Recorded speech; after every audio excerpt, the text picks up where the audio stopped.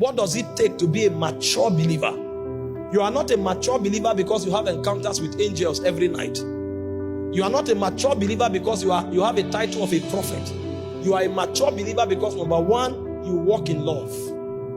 Love is the verdict of maturity in the spirit. When a man has not grown into the realm of love, he's not a mature believer. He may be a babe with a large congregation and a big title. And so you find bitterness, you find gossip, you find backbiting, you find manipulation, you find witchcraft. All of those things are signs of the flesh. But a man who has attained love, forgiveness becomes the signature of his life, and brokenness becomes the expression of his essence. And so no matter what happens, you don't need to apologize before he forgives you. And you can never get him to a point where he's fighting with you. You can never get him to a point where he speaks evil about you. You can never get him to a point where he's bitter towards you. You can never get him to a point where he tries to pull you down. It is not, our world today is so bastardized. Manipulation all over the place because we are pursuing things, not God. When believers become truly mature, they can now live together. Today it's difficult to find believers coexisting together because flesh will not let it happen.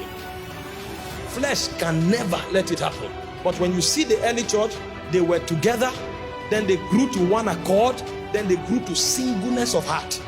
That is maturity at work. They live by the verdicts of love. When a man becomes mature, the second sign is that he has control over his tongue.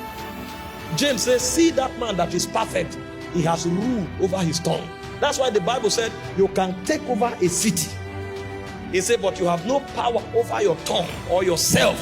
He said, you are weak. The man that has rule over himself is stronger than the man who can take a city.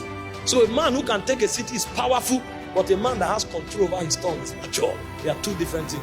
And so there are 7 scriptural references that defines what spiritual maturity is. We will deal with that when we are done with evangelism. But all of that is what brings you into maturity.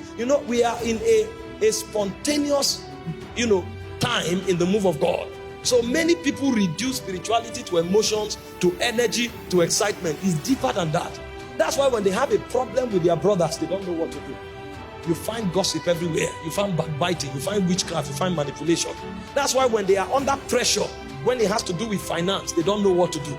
Anything that attacks their lives, they become helpless because they are not mature. Even though they are excited about the things of God, they are highly immature about the things of the Spirit. Paul said something in 1 Corinthians 3 verse 1. He said, if there is malice, if there is backbiting amongst you, he said, are ye not carnal? Are ye not babe?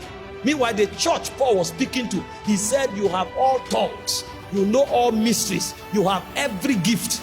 Yet, he says this church is a babe and is immature. Why? Because the elements of the flesh predominates their relationships with one another. And so a man is one when he's discipled.